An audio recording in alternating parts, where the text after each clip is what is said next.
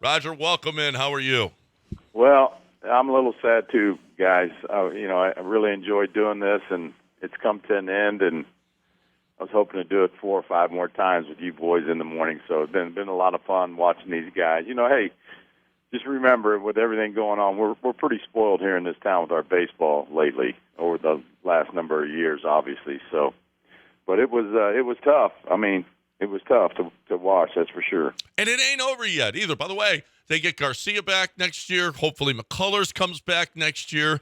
You're still young. You still got all your guys intact. You're losing possibly. We'll see who maybe you lose Stanek. Maybe we'll see what happens with Maldonado. But for the most part, this team is coming back. Now the Rangers look good, and they're going to be good for years to come. So this is going to be a lot. We still got this going on, Raj. That's what you do when you play as well as Houston has and set a standard. I talk to Baggy about it quite often. You get to that point where the championship teams that you play on, when you roll into spring training, you got one goal, and that's to get to the World Series and win it. And that's the type mentality that you have when you go to spring training in Florida every February to get ready for. So, these guys have that winning way and we hope that's the case. People in the division, people in the league, once the Astros continue to win like they do, it forces other owners and general managers' hands to go out and spend a little money and get better.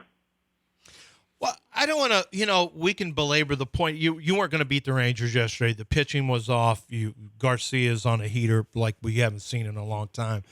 Except for Jordan. But we spent a lot of time talking about you don't let Jordan beat you. You pitch around. Did you feel like when you were watching the games over the last, he's got a home run in one out of every, he's got a home run in 4 consecutive games in this series, and I'm talking about Garcia. Did you see, in your opinion, it's hindsight a little bit, but would you have pitched around him a little differently, Aroldis Garcia, that is? I think with all the punch-outs, the crowd reaction, being at Minute Maid, I think it was a little bit. I think Garcia's focus was off a little bit, and then once he crushed that pitch late, I think his last at bat, whatever it was, that got him going. Yeah, that gets him going again. You got to understand, Javier. Javi pitches on the upper outside of the strike zone. He doesn't throw strikes. He can get behind just about on everybody, and he's gotten away with it because of his stuff. And I told y'all, for me, Seager is their Altuve. I know Garcia was hotter than hot, but Seager is a dangerous hitter. He's going to have to stay locked in if that team's going to advance, to win some games over who they play once they find out tonight who they play. But he's the guy that's dangerous. He absolutely was hunting a fastball on the top of the zone, and it was a little bit below that. There was a couple gutter balls. Really, you're right on the pitching. First of all, both starters combined got 9 outs, which is ridiculous. And you could just on the close-ups on Christian, he had he was perspiring pretty good. And when I was at the game on Sunday, whenever it was, what is today, Tuesday? Yeah, Sunday's game. So, they had the AC going pretty good in that place, and the ball was jumping. And but I was just trying to look at on the close-ups, look at his face. You can look at a guy's neck and see their heartbeat in their neck sometimes. If they're racing a little bit, and so you're trying to watch these close-ups, and I'm trying to pay attention to detail what's going on. But if you look at most of the home runs, even the breaking balls, even Garcia's breaking ball that he hit between short and third, it was a hanger. They're professional hitters are not going to miss those baseballs. They're gonna smack those around pretty good. So, but the long single that Garcia hit off the scoreboard, if you go back and look at the pitches, it's the exact same pitch he hit out in Game 6. Mm-hmm. He was not worried one bit because everything that went down with the hit batter and all the craziness. He wasn't worried about a ball inside. He knew our guys weren't going to come near him, which they really didn't.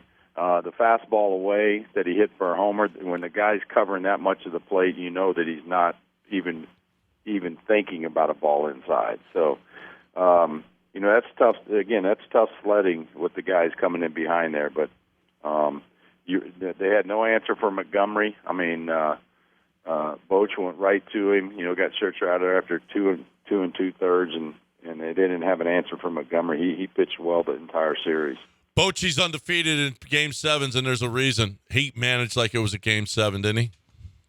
Oh, no doubt. I mean, as soon as he, Scherzer was, I think he had something. He wanted to say something and to try and fight and scratch his way and keep himself in the game. But they were having nothing to do with it. They got him out of there quick. I thought he was a little bit sharper, but I thought the guys would have probably pounded him pretty good if he'd have left him in there. Yeah, and he brings in Montgomery, who just pitched on Friday. Didn't care.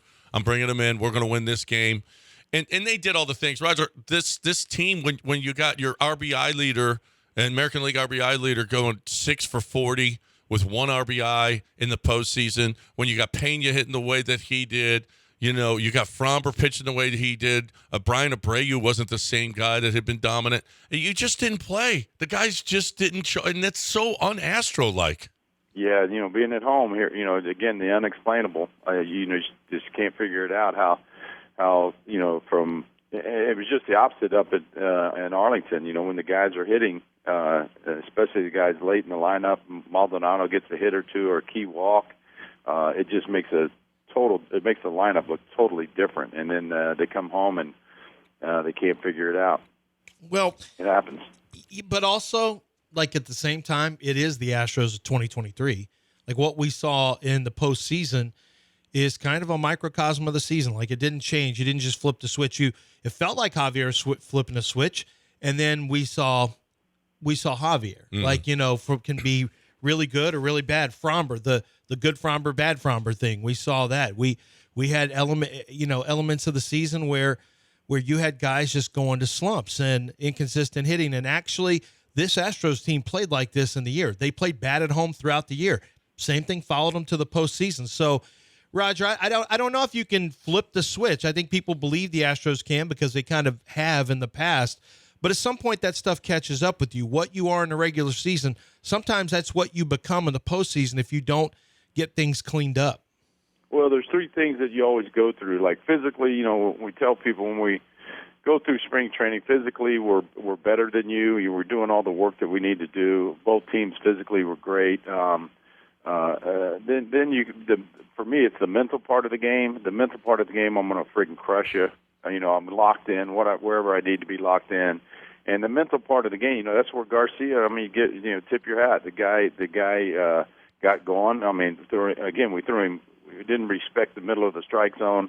A lot of the guys were looking up in the zone for strikes, not above it like they faced. They faced Christian 3 or 4 days ago.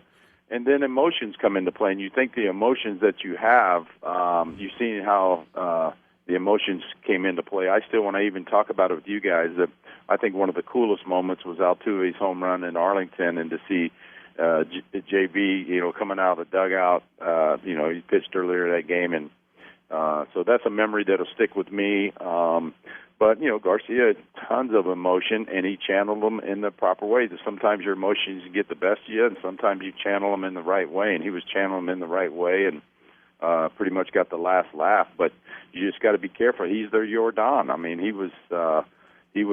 got locked in on that late home run. Of course, he's been picking off home runs. I think he had 5 in a row, like you guys stated, but you can't leave a ball. You can't go middle with any big leaguer in the major. That won't get a pretty good part of the barrel on the baseball.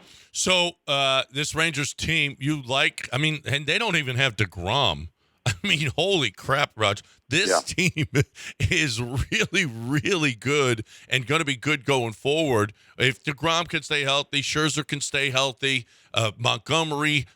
Wow, this team is really, really, in this offense, they're going to be good for a long time. How about that other series, too? Did you watch any of that Diamondbacks and Philly? The Diamondbacks are about as feisty as it gets. Yeah, they're really good, and they're riding a wave right now. You're talking about a wave of emotions. Mentally, they're tough. When you go in there and win a Game 6 like you do in Philadelphia, it'll be rocking again tonight. If it is Philadelphia, if Philadelphia can win tonight, they go to Texas, they go to Arlington, and Montgomery will be a big key again with all their lefties, man. I'm not sure how many lefties. What they got? Chapman. You're going to need some left-handers against Philly's left-handed guys. Will Smith. And again, if it's Arizona, I just need to learn. Like I said, they're a little bit of a Cinderella story. I got to learn more about those guys. But I've watched 3 or 4 of their hitters. If I was trying to study them, how are we going to break them down?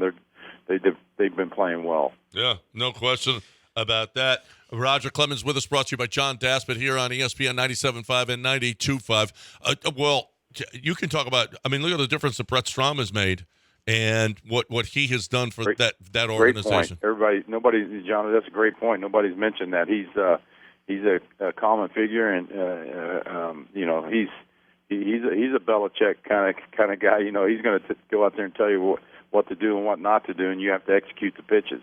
Absolutely. Going forward for our Astros, if this is it for Dusty, Raj, what Dusty did for this organization over the last 4 years. Yeah, it was. Who knows what's gonna come next? But Dusty's been great. It's been a nice little ride for him at championship, and he's one of those managers that I'm sure the guys, if you ask the guys in the clubhouse, they really, really enjoy playing for him. Yeah, no, and he's a legend. There's no question he's going to be a Hall of Famer, no question about that. And he, you know what? He was the guy, through these troubled waters, Roger, after the scandal. He was a guy that had his guys back all the time. He was really a great players manager. You can talk about all the moves he makes and everything else, but that was the right guy for this team at that time. Yeah, no doubt about it. He was, he's definitely loves his players, and he tries to, do what's best for the team. So again, I don't know what's going to happen, but I respect Dusty a great deal. Absolutely.